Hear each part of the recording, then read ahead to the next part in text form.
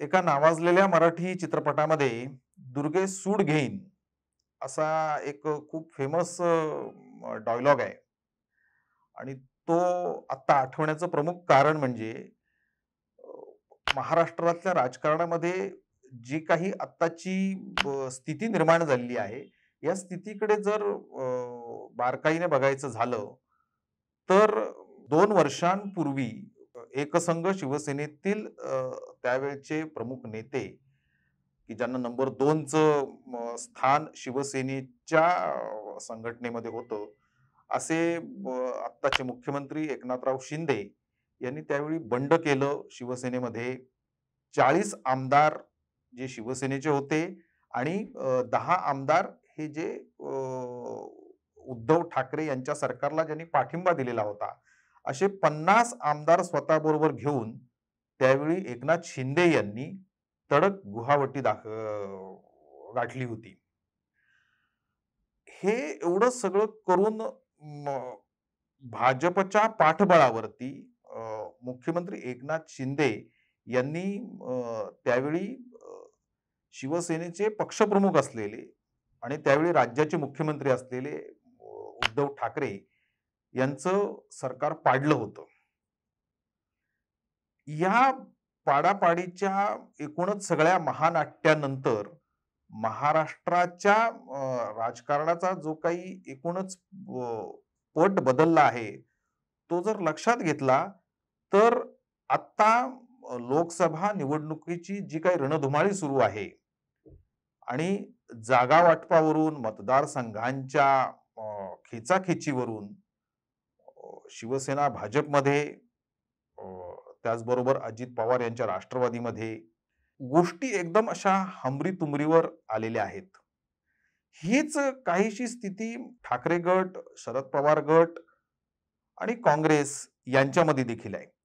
परंतु आजचा आपला हा जो काही व्हिडिओचा विषय आहे, तो शिवसेना आणि भाजप म्हणजे मुख्यमंत्री एकनाथ शिंदे यांची शिवसेना आणि भारतीय जनता पक्ष यांच्यातील मतदारसंघांच्या वाटपावरून जी काही ताण-तणावाची परिस्थिती निर्माण झालेली आहे, तो आहे. आणि यामध्ये प्रामुख्याने मुख्यमंत्री एकनाथ शिंदे यांना काही कडवट गोष्टी पचवाव्या लागणार आहेत. त्या संदर्भातले निर्णय घ्यावे लागणार आहेत. आणि त्यातला प्रमुख निर्णय जो आहे, तो ठाणे आणि कल्याण या 2 मतदारसंघांपैकी कोणता तरी एक मतदारसंघ हा मुख्यमंत्र्यांना तसंच शिवसेनेला देखील जड अंतःकरणाने भाजपला द्यावा लागणार आहे. हा आपल्या व्हिडिओचा विषय आहे. नमस्कार, मी सुनील जावडेकर आपलं ठाणेकरमध्ये आपलं स्वागत करतो. जेव्हा महाराष्ट्रामध्ये 2 वर्षांपूर्वी मुख्यमंत्री एकनाथ शिंदे यांनी बंड केलं आणि राज्यामध्ये शिवसेना आणि भाजप यांच्या युतीचं सरकार आलं. त्यानंतर या सरकारमधले उपमुख्यमंत्री आणि भाजपचे महाराष्ट्रातले ज्यांना चाणक्य म्हटलं जातं, असे देवेंद्र फडणवीस यांनी जाहीर मुलाखतींमधून बऱ्याच वेळा हे विधान केलं होतं, की त्यांनी उद्धव ठाकरे यांच्यावरचा जो त्यांचा राग होता, त्याचा त्यांनी एकनाथ शिंदे यांना मुख्यमंत्री करून बदला घेतला. हे विधान त्यावेळी बऱ्याच राजकीय विश्लेषकांना, राजकीय लोकांना खटकलं होतं. मात्र तरी देखील देवेंद्र फडणवीस यांनी त्याचं जोरदारपणे समर्थन केलं होतं. आता हा जो काही बदला घेतला, असं जे काही देवेंद्र फडणवीस म्हणत आहेत, या बदला घेतल्या या वाक्याचा जो संदर्भ जो आहे, तो ठाणे जिल्ह्याच्या आत्ताच्या राजकीय परिस्थितीशी खूप असा मिळता-जुळता आणि जवळचा आहे.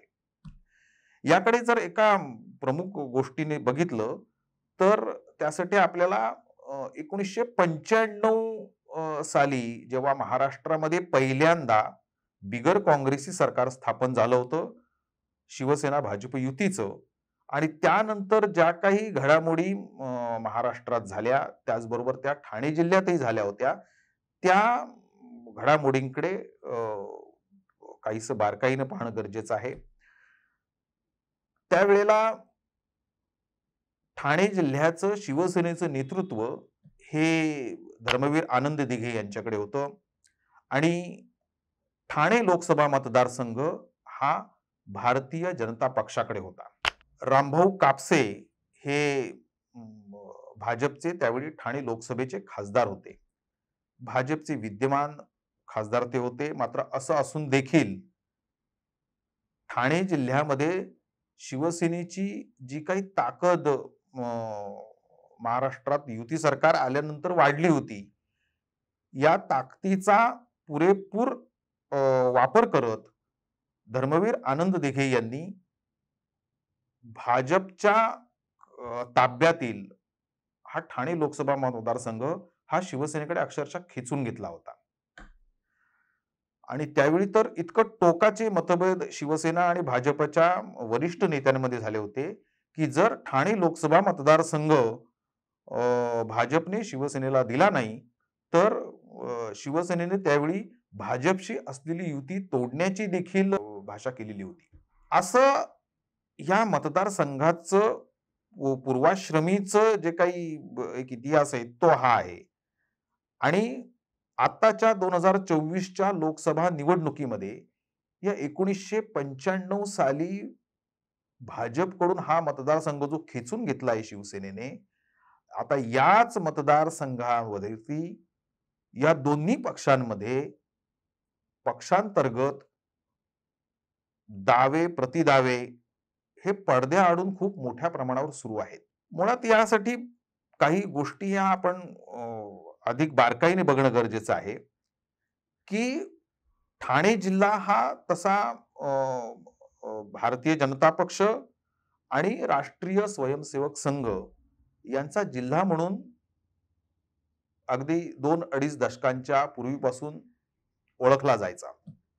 जसजसं इथे आनंद दिघे नावाचं एक साम्राज्य उभं राहिलं, एक शक्ती उभी राहिली, तसतसा ठाणे जिल्ह्यातील भाजपचा आवाज हा क्षीण होत गेला आणि तो क्षीण करण्याचं काम जे आहे, हे त्यावेळी धर्मवीर आनंद दिघे यांनी केलं होतं, हे विसरून चालणार नाही.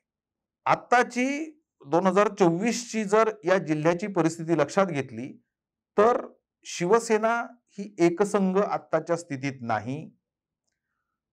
ठाणे लोकसभेचे आत्ता जे विद्यमान खासदार होते, राजन विचारे, हे ठाकरे गटाकडे आहेत.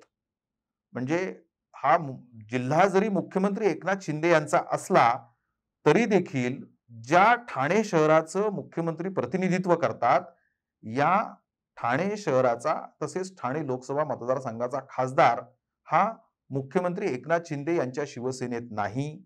हा एक पहिला मुद्दा आहे. दुसरी महत्त्वाची गोष्ट म्हणजे यामध्ये लक्षात घेतली पाहिजे, ती म्हणजे ठाणे आणि कल्याण हे जे दोन्ही मतदारसंघ आहेत, याच्यामध्ये ठाणे लोकसभा मतदारसंघामध्ये जे 6 विधानसभा मतदारसंघ येतात, या 6 मधले मुख्यमंत्री एकनाथ शिंदे यांचा कोपरी 5 पाखाडी आणि शिवसेनेचे आमदार प्रताप सरनाईक यांचा ओवळा माझेवडा हे जे 2 विधानसभा मतदारसंघ सोडले, तर उरलेले जे 4 विधानसभा मतदारसंघ आहेत, हे चारीच्या चारी भारतीय जनता पक्षाच्या आमदारांचे आहेत. त्याच्यामुळे ठाणे लोकसभेवरती भाजप जो सुरुवातीपासून आपला दावा बळकट करतंय, त्याच्यामध्ये हे प्रमुख कारण जे आहे ते आहे. दुसरी गोष्ट जी आहे, की कल्याण लोकसभा मतदारसंघ जो आहे, की ज्याचं प्रतिनिधित्व खुद्द राज्याचे मुख्यमंत्री एकनाथ शिंदे यांचे चिरंजीव डॉक्टर श्रीकांत शिंदे हे करत आहेत. ते 2 वेळा कल्याण लोकसभा मतदारसंघातून आत्तापर्यंत चांगल्या मताधिक्याने निवडून आलेले आहेत. मात्र असं असलं तरी देखील कल्याण लोकसभेची जर राजकीय परिस्थिती बघितली, तर कल्याण लोकसभेमध्ये देखील जे 6 विधानसभा मतदारसंघ येतात, त्यातील केवळ 1 अंबरनाथ म्हणजे डॉक्टर बालाजी किणीकर हे तिथे शिवसेनेचे आमदार आहेत. हा जर एक मतदारसंघ सोडला, तर बाकीच्या मतदारसंघांपैकी 3 मतदारसंघ म्हणजे कल्याण पूर्व जो भाजपचे गणपत गायकवाड हे तिथले आमदार आहेत. डोंबिवलीमध्ये राज्याचे सार्वजनिक बांधकाम मंत्री रवींद्र चव्हाण हे आमदार आहेत. तर मुंब्रा कळवामध्ये राष्ट्रवादीचे शरद पवार गटाचे डॉक्टर जितेंद्र आव्हाड हे आमदार आहेत. कल्याण ग्रामीणमध्ये मनसेचे राजू पाटील हे आमदार आहेत. तर उल्हासनगर हा जो मतदारसंघ आहे, येथे देखील भाजपचे कुमार ऐलानी हे आमदार आहेत. त्याच्यामुळे डॉक्टर श्रीकांत शिंदे यांच्या लोकसभा मतदारसंघामध्ये 3 आमदार भाजपचे आहेत. 1 आमदार शरद पवार यांच्या राष्ट्रवादीच्या गटाचा आहे. 1 मनसेचा आहे. तर केवळ 1 आमदार हा मुख्यमंत्री एकनाथ शिंदे यांच्या शिवसेनेचा आहे. असं असताना मुख्यमंत्र्यांसाठी तसेच डॉक्टर श्रीकांत शिंदे यांच्यासाठी जर कल्याण लोकसभा मतदारसंघ शिवसेनेला हवा असेल, तर भाजपची जी काही रणनीती या संदर्भातली आहे, त्यानुसार शिवसेनेला जर कल्याण पाहिजे असेल, तर ठाणे लोकसभा मतदारसंघ हा भाजपला मिळावा, ही येथील भाजपच्या नेत्यांची सुरुवातीपासूनची जोरदार मागणी आहे. आणि जर जिल्ह्यातलं वातावरण शिवसेना भाजप युतीला म्हणजे शिवसेनेला आणि भाजपला परस्पर पोषक करायचं असेल, तर कुठेतरी हा जो काही एक असमतोल आहे, तो जर समतोल साधायचा असेल, तर या 2 मतदारसंघांपैकी 1 मतदारसंघ तरी भारतीय जनता पक्षाला स्वतःकडे हवा आहे. आता याच्यामागे आणखी जी काही कारणं सांगितली जातात, तर त्याच्यामधलं प्रमुख कारण आहे की 1996 साली हा मतदारसंघ भाजपकडून शिवसेनेने जो खेचून घेतला होता, तर त्या एक प्रकारे तो भाजपकडनं अपमानास्पदरित्या घेतला गेलेला होता आणि त्याची सल ही जे निष्ठावंत भाजपचे कार्यकर्ते आहेत, भाजपचे नेते आहेत, येथे राष्ट्रीय स्वयंसेवक संघाचं प्राबल्य मोठ्या प्रमाणावर आहे आणि राष्ट्रीय सेवक संघाला देखील याच्यामध्ये बऱ्यापैकी त्यांचं अंतःकरण जे होतं ते हे हा मतदारसंघ त्यावेळी शिवसेनेला देताना तो जड अंतःकरणाने दिलेला होता. आणि आताची भाजपची देशातली, राज्यातली परिस्थिती जर लक्षात घेतली, तर एकनाथ शिंदे हे राज्याचे जरी मुख्यमंत्री असले, तरी ते भाजपच्या पाठबळावर असलेले मुख्यमंत्री आहेत. त्यामुळे एकनाथ शिंदे यांच्यावरती मुख्यमंत्री म्हणून आणि शिवसेनेचे आत्ताचे मुख्य नेते म्हणून जरी शिवसेनेच्या खासदारांचा, शिवसेनेच्या नेत्यांचा हा प्रचंड दबाव असला, तरी देखील ते भाजपच्या विरोधात तशी थेट भूमिका जाहीरपणे मांडू शकत नाहीत. ही आत्ताची त्यांची राजकीय स्थिती आहे. अर्थात याकडे एका दृष्टीने पण बघितलं पाहिजे की डॉक्टर श्रीकांत शिंदे हे कल्याण लोकसभेतून यापूर्वी तब्बल 2 वेळा चांगल्या मताधिक्याने निवडून आलेले आहेत. डॉक्टर श्रीकांत शिंदे यांचं या मतदारसंघात मोठ्या प्रमाणावरती कार्य देखील आहे आणि अशा परिस्थितीमध्ये कल्याण भाजपला द्यायचं की ठाणे द्यायचं, या 2 पैकी कुठला जरी निर्णय घेतला, तरी तो मुख्यमंत्री म्हणून एकनाथ शिंदे यांच्यासाठी त्यांच्या मनाला वेदना देणारा असणार आहे. पण भाजपची यामागची जी रणनीती आहे, ती खूप वेगळी आहे. भाजपला आत्ताच्या लोकसभा निवडणुकीमध्ये जी राजकीय स्थिती आहे, ती प्रचंड अनुकूल असलेली राजकीय परिस्थिती भाजपच्या दृष्टीने आहे. मुळात भाजपचा आत्तापर्यंतच्या महाराष्ट्राच्या राजकारणामध्ये शिवसेना, जी एकसंघ शिवसेना होती, ही भाजपची हिंदुत्वातली वाटेकरी होती. एकनाथ शिंदे यांच्या एकूणच या बंडानंतर शिवसेनेचा जो काही दबाव भाजपवर या बाबतीत असायचा, तो दबाव पूर्णपणे कमी करण्यामध्ये भाजप नेत्यांना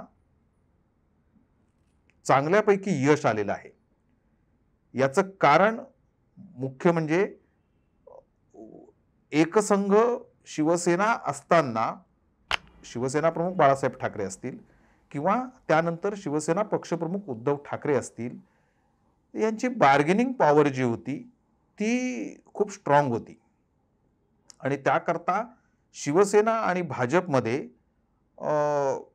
त्या प्रकारचं एक आपण म्युच्युअल अंडरस्टँडिंग म्हणतो ते या त्या काळात असायचं. आता शिवसेना दुभंगल्यानंतर मुळात उद्धव ठाकरे हे ब्रँड किंवा नाव म्हणून जरी मोठं असलं तरी देखील ते भाजपचे वाटेकरी आत्ताच्या घडीला राहिलेले नाहीत आणि जे मुख्यमंत्री एकनाथ शिंदे हे भाजप बरोबर आहेत, ते भाजपच्या पाठबळावर राज्याचे मुख्यमंत्री आहेत. त्याचबरोबर जर विरोधकांची परिस्थिती लक्षात घेतली तर पूर्वीची एकसंघ राष्ट्रवादी देखील आत्ताच्या घडीला एकसंघ राहिलेली नाही.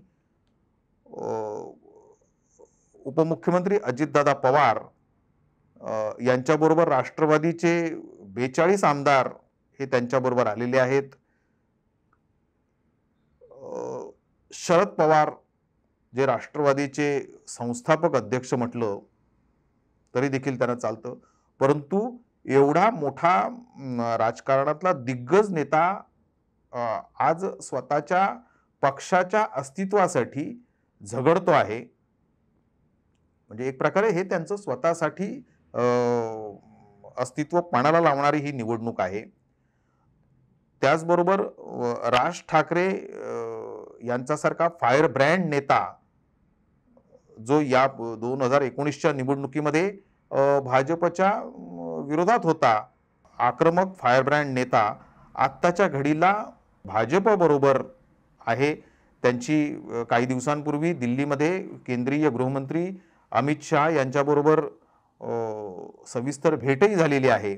त्याचबरोबर वंचित बहुजन आघाडी की जी महाराष्ट्राच्या राजकारणामध्ये जरी म्हणजे जिंकून येणारा उमेदवार देणारी नसली तरी मतदारसंघातल्या एकूणच राजकीय परिस्थितीमध्ये जे पाडापाडीचं काम असतं, हे पाडापाडीचं काम वंचित बहुजन आघाडीच्या माध्यमातून मोठ्या प्रमाणावर होतं. म्हणजे वंचित बहुजन आघाडीची तेवढी ताकद आहे त्या मतदारसंघात आणि ही जी काही ताकद आहे ही काँग्रेस, त्याचबरोबर उद्धव ठाकरे यांची शिवसेना आणि शरद पवार यांची राष्ट्रवादी यांना मिळणार नाही. कारण की वंचितने पूर्ण राज्यामध्ये काही महाविकास आघाडीला पाठिंबा देण्याचा निर्णय घेतलेला नाही. वंचितचे उमेदवार देखील जाहीर झालेले आहेत काही मतदारसंघांमध्ये. त्याच्यामुळे विरोधकांमध्ये आत्ताच्या राजकीय परिस्थितीमध्ये कमालीचं गोंधळाचं वातावरण आहे आणि अशा गोंधळाच्या वातावरणामध्ये ह्या वातावरणाचा जर राजकीय लाभ भाजपला करून घ्यायचा असेल तर या लोकसभा निवडणुकीसारखी सुवर्ण संधी ही भाजपला पुन्हा मिळेल की नाही या पुढच्या काळात काही सांगता येऊ शकत नाही. आणि त्यामुळे जेवढे जास्तीत जास्त खासदार भाजपला स्वबळावरती कमळाच्या निशाणीवरती निवडून आणता येतील तेवढे भाजपला स्वतःच्या बळावर निवडून आणायचे आहेत. या बाबतीमध्ये एक जेव्हा एकनाथ शिंदे हे मुख्यमंत्री झाले आणि त्यानंतर भाजपची एक राज्य कार्यकारिणीची बैठक झाली होती नवी मुंबईमध्ये आणि त्यावेळी भाजपचे ज्येष्ठ नेते चंद्रकांत दादा पाटील यांनी एक विधान केलं होतं की एकनाथ शिंदे यांना आम्ही जड अंतःकरणाने मुख्यमंत्री केलेलं आहे आणि मनावर दगड ठेवून मुख्यमंत्री केलेला आहे. आता या विधानांकडे जर बघायचं झालं तर एकनाथ शिंदे यांना मुख्यमंत्री होऊन जून महिन्यामध्ये 2 वर्षांचा कालावधी पूर्ण होईल. म्हणजे जवळपास पावणे 2 वर्ष होऊन गेलेली आहेत आणि भाजपने, मग ते राज्यातले भाजपचे नेते असोत किंवा केंद्रातलं भाजप नेतृत्व असो, यांनी त्यांच्या मनावर दगड ठेवून एकनाथ शिंदेना जे मुख्यमंत्री केलं होतं, हा त्यांच्या मनावरचा दगड हा त्यांनी हळूहळू आता कमी करायला सुरुवात केली आहे. हे ठाणे जिल्ह्यामध्ये ठाणे आणि कल्याण या 2 लोकसभा मतदारसंघामध्ये जे काही शिवसेना भाजप महायुतीमध्ये रस्सीखेच सुरू आहे, ताणाताणी सुरू आहे आणि हा मुख्यमंत्र्यांचा जिल्हा असताना देखील या जिल्ह्यातलं युतीतलं वातावरण हे कमालीचं अस्थिर आणि युतीच्या म्हणजे महायुतीच्या कार्यकर्त्यांना संभ्रमात टाकणारं आहे. मात्र हे असं जरी असलं तरी या संभ्रमाचा, या राजकीय गोंधळाचा आणि एकूणच अस्थिर राजकीय परिस्थितीचा सर्वाधिक लाभ उठवण्याची जी काही रणनीती आहे, ते आत्ताच्या घडीला भारतीय जनता पक्षाचे नेते करत आहेत आणि भाजपसाठी यापेक्षा दुसरी कुठलीही सुवर्णसंधी त्यांच्या भविष्यकाळात परत मिळेल न मिळेल आणि त्यामुळे भारतीय जनता पक्ष हा ठाणे किंवा कल्याण या 2 लोकसभा मतदारसंघांपैकी एक तरी मतदारसंघ स्वतःकडे राखल्याशिवाय मुख्यमंत्र्यांना एकूणच या सगळ्या जागा वाटपाच्या चर्चेतून मुक्त करेल असं वाटत नाही आणि त्यामुळेच मुख्यमंत्र्यांना यापुढच्या काळामध्ये मग आत्ताचं लोकसभेची ही जी काही जागा वाटपाची रस्सीखेच सुरू आहे त्याचा जर त्यांना आलेला अनुभव लक्षात घेता यापुढच्या काळामध्ये अनेक अशा प्रकारचे आपण कटू घोट म्हणतो त्याला, कडवट घोट हे त्यांना पचवावे लागणार आहेत आणि अशा वेळेला मुख्यमंत्री म्हणून आणि त्याचबरोबर शिवसेना पक्षाचे प्रमुख नेते म्हणून एकनाथ शिंदे यांच्या नेतृत्वाची खरी कसोटी जी आहे ती या आत्ताच्या काळात लागलेली आहे असं म्हटलं तर आश्चर्य वाटू नये. आणि त्यामुळे मुख्यमंत्री धर्मवीरांचा ठाणे लोकसभा मतदारसंघ स्वतःकडे ठेवतात की चिरंजीवासाठी कल्याण लोकसभा मतदारसंघ स्वतःकडे ठेवतात हे देखील पाहणं या काळात महत्त्वाचं आहे. आणि त्याचबरोबर मुख्यमंत्र्यांची कोंडी जी आहे ती केवळ ठाण्यातच होते आहे अशातला भाग नाहीये, तर अगदी जी कोकणपट्टी ही शिवसेनेचा आजवर बालेकिल्ला होती त्या रत्नागिरी सिंधुदुर्गमध्ये देखील आजच भाजपचे केंद्रीय मंत्री आणि तिथले फायरब्रँड नेते नारायण राणे यांनी पत्रकार परिषद घेऊन रत्नागिरी सिंधुदुर्ग मतदारसंघामध्ये भाजपचाच उमेदवार असेल अशी जाहीर घोषणा केलेली आहे. त्याच्यामुळे रत्नागिरी सिंधुदुर्गबाबत मुख्यमंत्र्यांची किंवा शिवसेनेची यापुढची भूमिका काय असेल हे देखील पाहणं उत्सुकतेचं आहे. तिकडे नाशिकमध्ये शिंदे गटाचे विद्यमान खासदार हेमंत गोडसे हे स्वतःच्या जागेसाठी प्रतिष्ठा पणाला लावून बसलेले आहेत आणि ते राहिले बाजूला, विद्यमान खासदार हेमंत गोडसे राहिले बाजूला, तर राष्ट्रवादीचे नेते अजित पवार गटाचे छगन भुजबळ यांनी आजच असं सांगितलेलं आहे की याबाबत दिल्लीवरून निर्णय होण्याची शक्यता आहे आणि ते स्वतः नाशिकमधून लोकसभा लढवण्यास इच्छुक आहेत. त्यामुळे नाशिकमध्ये देखील मुख्यमंत्र्यांचा स्वतःचा खासदार असताना हा मतदारसंघ भाजपकडे जाणार की आता अजित पवारांच्या राष्ट्रवादीकडे जाणार, याबाबत देखील संभ्रम आहे. संभाजीनगरमध्ये देखील तीच स्थिती आहे आणि त्यामुळे एकूणच मुख्यमंत्री एकनाथ शिंदे यांच्यासाठी ही लोकसभा निवडणूक ही त्यांच्या शिवसेनेतील नेतृत्वाची अग्निपरीक्षा पाहणारी निवडणूक आहे. याबाबत एकनाथ शिंदे हे नेमके कोणते कोणते निर्णय घेतात आणि भाजपच्या या काही ज्या अपेक्षा वाढलेल्या आहेत किंवा अगदी अजित पवार यांच्या राष्ट्रवादीच्या देखील अपेक्षा वाढलेल्या आहेत. अशा वाढलेल्या अपेक्षा असताना मुख्यमंत्र्यांना त्यांच्यासोबत आलेले जे 40 आमदार आहेत शिवसेनेचे, मूळ शिवसेनेचे आणि 10 अपक्ष आमदार आहेत, यांचं हित देखील जोपासायचं आहे. त्याचबरोबर जे 13 खासदार आलेले आहेत, त्यांना देखील सांभाळणं खूप गरजेचं आहे. त्याच्यामुळे यापुढच्या काळामध्ये किंवा अगदी या लोकसभेच्या जागा वाटपामध्ये खासदारांना मुख्यमंत्री एकनाथ शिंदे हे कशा प्रकारे न्याय देतात, यावरच एकनाथ शिंदे यांचं यापुढचं राजकीय भवितव्य हे अवलंबून राहणार आहे.